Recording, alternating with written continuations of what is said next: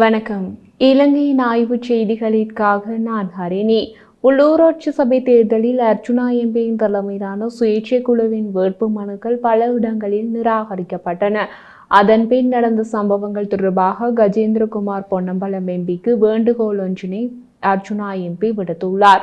அது பற்றி அவர் கூறியுள்ளதாவது: இந்த உள்ளூராட்சி சபை தேர்தலில் எனது சுயேட்சை குழுவின் வேட்புமனு நிராகரிக்கப்பட்ட இடங்களில் எனது ஆதரவாளர்கள் யாருக்கு வாக்களிப்பது என்று கேள்வி கேட்டார்கள். நான் நாடாளுமன்ற உறுப்பினர் கஜேந்திரகுமார் பொன்னம்பலத்தின் அணிக்கு வாக்களிக்கும்படி சொல்லியிருந்தேன்.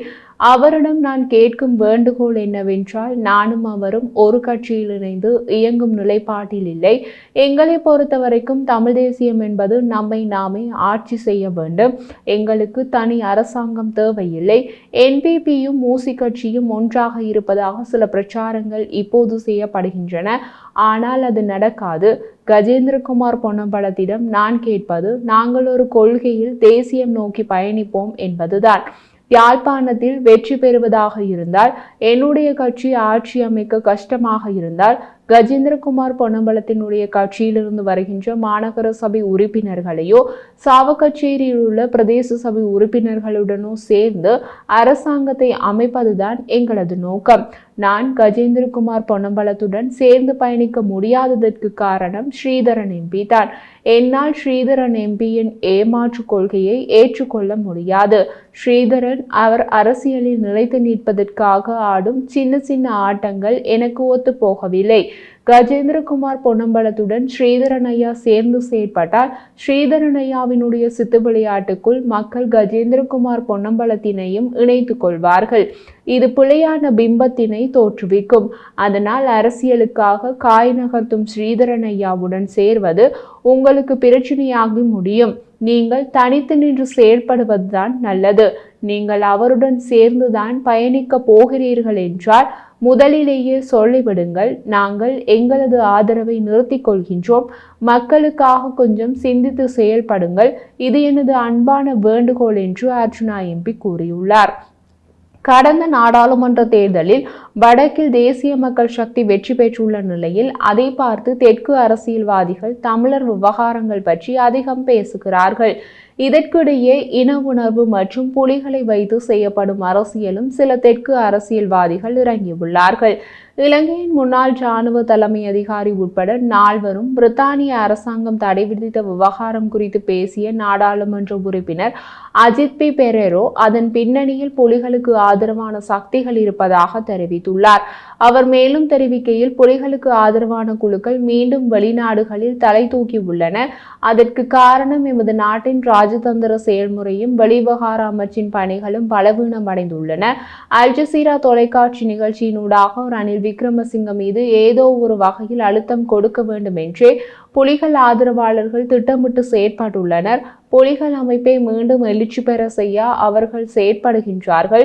அதேபோல யுத்தத்தில் தமிழ் மக்களுக்கு எதிராக யுத்த குற்றச்சாட்டுகள் இடம்பெற்றதாக கூறும் விடயங்களை விற்பனை செய்து அதில் வாழும் புலிகளின் ஆதரவாளர்கள் சர்வதேசத்தில் இறக்குகின்றனர்.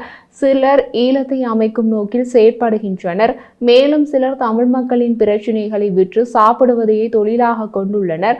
அவர்கள் கண்காணிக்கப்பட வேண்டிய குழுவினரே. ஆனால் அவர்கள் சர்வதேச ரீதியில் உயர் பதவிகளை வகிக்கின்றனர். விசேடமாக ஐரோப்பா, கனடா ஆகிய நாடுகளில் உயர் பதவிகளை வகிக்கின்றனர். தற்போதைய அரசாங்கத்தின் அலட்சியமும் ராஜதந்திர விவகாரங்களின் திறமையின்மையும் எமது நாட்டு இராணுவத்தினருக்கு எதிரான கடுமையான சூழ்நிலைக்கு வழிவகுத்துள்ளது. இதன் இன்னமும் தீவிரமானதாகும் என நாடாளுமன்ற உறுப்பினர் அஜித் பி பெரேரோ தெரிவித்துள்ளார். இவர்கள் இதை வைத்து இன்னும் எவ்வளவு காலத்திற்கு அரசியல் செய்ய போகின்றார்களோ? உப்பில்லா பண்டம் குப்பையிலே என்று பரவலாக கூறப்படும் நிலையில் உப்பை வைத்தே அரசியலும் செய்யப்படுகிறது. ஆணையிரவு உப்பு என்னும் அடையாள பெயரை உறுதி செய்யுமாறு நாடாளுமன்ற உறுப்பினர் இலங்கை தமிழரசு கட்சியின் நாடாளுமன்ற குழு தலைவருமான சிவஞானம் ஸ்ரீதரன் கோரிக்கை விடுத்துள்ளார். இது குறித்து ஸ்ரீதரன் கைத்தொழில் மற்றும் தொழில் முயற்சியாண்மை அபிவிருத்தி அமைச்சர் சுனில் ஹந்துன்னேத்திக்கு கடிதம் ஒன்றை அனுப்பி வைத்துள்ளார். அந்த கடிதத்தில் குறிப்பிடப்பட்டுள்ளதாவது: வடக்கு மாகாணத்தின் கைத்தொழில் பொருளாதார அடையாளங்களுள் ஒன்றான ஆணையிரவு உப்பளத்தை மீள ஆரம்பிப்பதை கால தேவையான செயற்பாடாகும்.